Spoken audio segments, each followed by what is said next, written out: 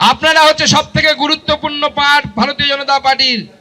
সেই জন্য ভারতীয় জনতা পার্টি নেতা নির্ভর দল নয়, আমরা নীতি নির্ভর দল। নীতি আমাদের শেষ কথা, নেতা নির্ভর দল আমরা কোনো হয়নি। সেজন্য ভারতীয় জনতা পার্টি থেকে 1980 সালে এই পার্টি প্রতিষ্ঠা হয়েছে।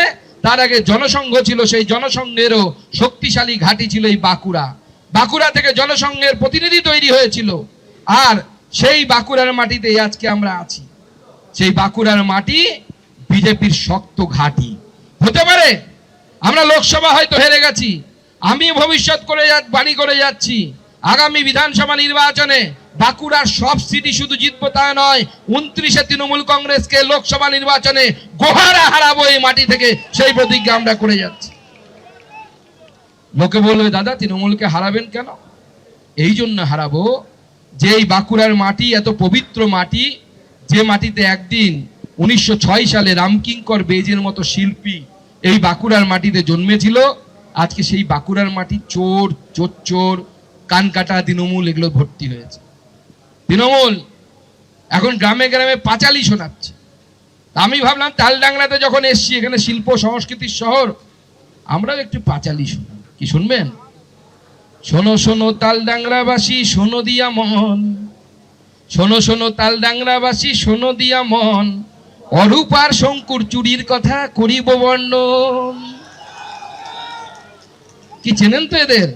হ্যাঁ, শোনো শোনো তালডাংরাবাসী শোনো দিয়া মন, অরূপ আর শঙ্কুর চুরির কথা করিব বর্ণন।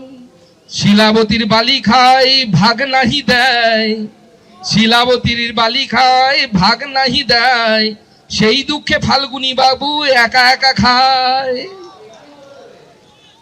ফাল্গুনী বাবুকে চেনেন তো? হ্যাঁ, সে বিধায়ক হওয়ার পর থেকে তার ফাল্গুনী হাওয়া লেগে গেছে, পুরো দমে খাচ্ছে। এইদিকে জামকুড়িয়াবাসী শিক্ষক নাহি পায়, জামকুড়িয়া স্কুলে শিক্ষক নাই নাকি শুনছি, ঠিক তো? এইদিকে জামকুড়িয়াবাসী শিক্ষক নাহি পায়, সেই দুঃখে ছেলে মেয়ে অন্যত্র পাঠায়। এখন থেকে তালডাংরাবাসী একটি কথা কয়, আগামী ভোটে এদের মুখ দেখিতে নাহি চায়। কি ঠিক তো? আপাতত এইটুকুই থাক, এইটুকু আগে হজম করুক, আগামীবার এসে আবার পাঁচালি দেবো, চিন্তা নেই। পাঁচালি এদের কাছে পাচন হয়ে যাবে, সেই ব্যবস্থা করব। আপনারা সবাই ঐক্যবদ্ধ হয়ে লড়াইয়ের জন্য প্রস্তুত হন। ভারতীয় জনতা পার্টি আগামী বিধানসভা নির্বাচনে এই তালডাংরা থেকে পরিবর্তন আনবে। তৃণমূলের এই শক্ত ঘাঁটি ভারতীয় জনতা পার্টি শক্ত ঘাঁটিতে পরিণত হবে, সেই দিন আসছে বন্ধুগণ। আজকে আমরা স্মরণ করতে চাই, আমি 2018 সালে, এই 2018 সালে পঞ্চায়েত নির্বাচনের সময় বাঁকুড়ার মাটি তৃণমূলকে বুঝিয়ে দিয়েছিল। আমাদের আদিবাসী যুবক অজিত মুর্মু পঞ্চায়েত ভোটে তৃণমূলের সামনে মাথা বিক্রি করেনি, লড়াই করেছিল, শহীদ হয়েছিল, কিন্তু তৃণমূলকে বুঝিয়ে দিয়েছিল যে আমরা সহজে মাথা নামানোর লোক। যে মুখে জয় শ্রীরাম বলি, সেই মুখে বাংলাদেশের স্লোগান জয় বাংলা বলবো না, বলবো না, বলবো না। তার জন্য যদি জীবন দিতে হয় আমরা দিব। কি ঠিক তো? এবিপি আনন্দ, এগিয়ে থাকে, এগিয়ে রাখে।